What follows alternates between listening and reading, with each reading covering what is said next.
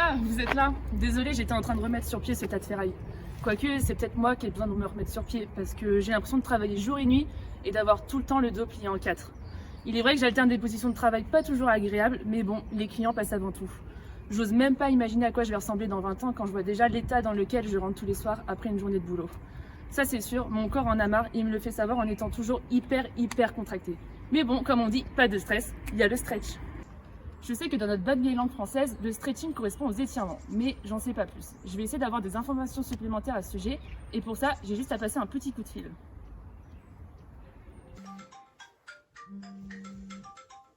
Allô?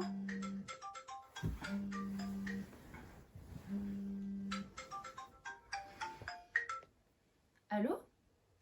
Salut Léa, je suis désolée d'appeler si tôt, mais là j'ai vraiment besoin de ton aide. Dis-moi, qu'est-ce que tu sais des étirements? Salut Marie. Bah écoute, moi je sais que j'aime bien faire mes étirements le matin histoire de me mettre en jambe pour la journée. D'ailleurs là je vais aller faire ma séance avant d'aller au travail. À plus. C'est vrai qu'on n'y pense pas forcément, mais prendre le temps de s'étirer 3 à 5 minutes tous les matins, ça va nous permettre de commencer la journée sur le bon pied et plein d'énergie.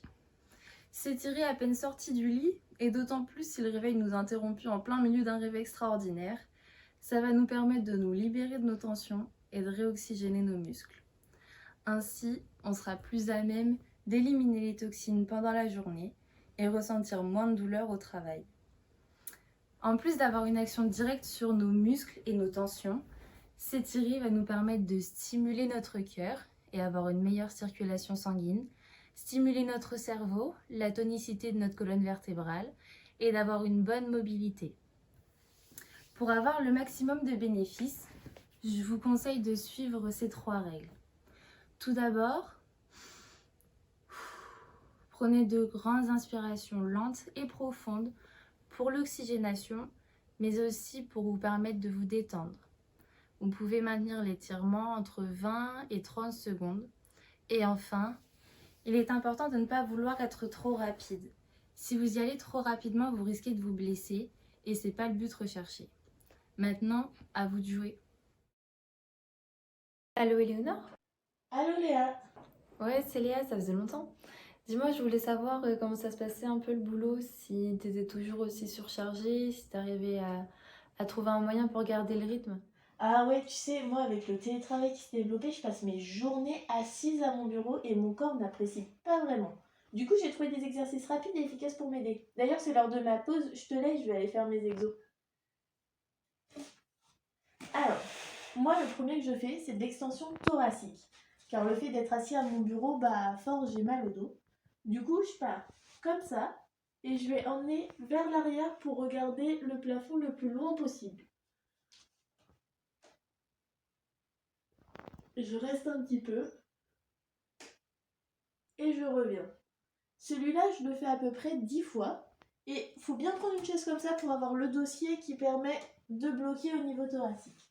Et le deuxième, c'est un petit étirement pour le piriforme, qui est un muscle qui se trouve juste ici. Et souvent, quand il est bloqué, il provoque des douleurs sciatiques. Du coup, on croise la jambe en semi-papillon. Et on va venir se pencher en avant. Donc comme vous le voyez, je suis d'une souplesse incroyable. Du coup, moi là, ça me tire déjà. On garde le dos bien droit. On reste à peu près 30 secondes. Et on revient. Celui-là, on peut le faire 3 fois de suite. Et sinon, c'est à peu près tout pour moi. Allô Marie, comment tu vas? Écoute, je cherche des solutions pour travailler un petit peu ma souplesse parce que je sens que je me suis enraidie là. Je sais que tu avais fait des recherches là-dessus. Du coup, tu as trouvé des conseils ou des techniques pour y parvenir? Salut Éléonore, bah écoute, tu tombes à pic, je viens de trouver un super tuto qui donne plein de conseils pour s'assouplir. Je t'envoie immédiatement le lien. Bonjour à tous et bienvenue sur notre chaîne. Je m'appelle Juliette et moi c'est Charlotte. Et aujourd'hui, on va vous parler de la souplesse.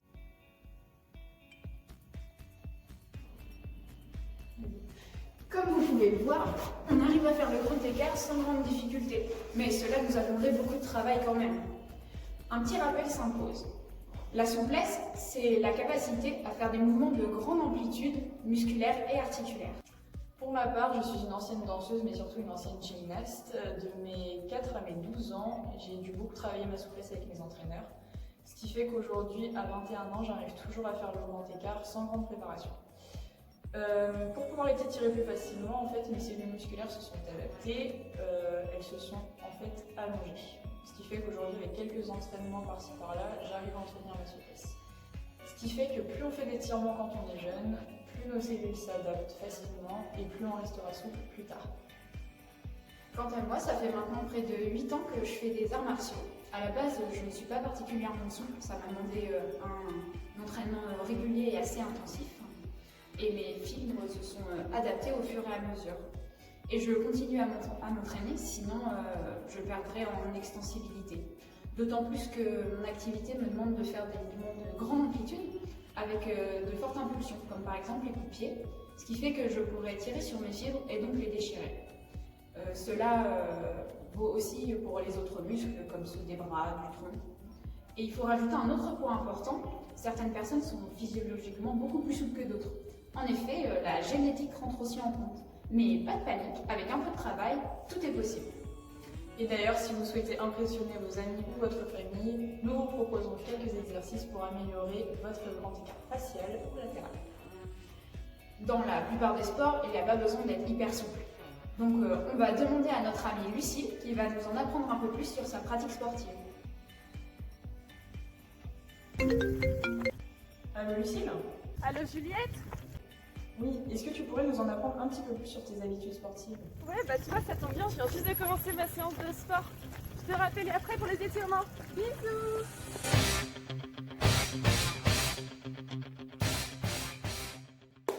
Bon, j'ai fini ma séance de sport, puis je me suis douchée, j'ai mangé un petit bout, donc maintenant on va pouvoir s'étirer.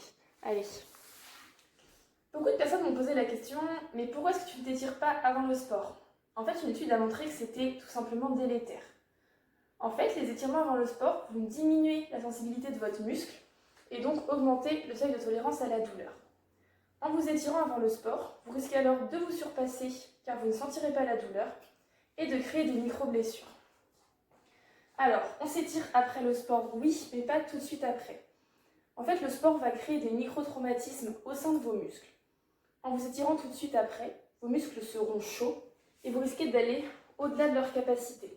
Donc, d'augmenter les micro-traumatismes déjà présents dans votre muscle à cause du sport. C'est pour ça qu'il est surtout recommandé d'effectuer ces étirements environ 2 heures après la pratique sportive ou alors le lendemain.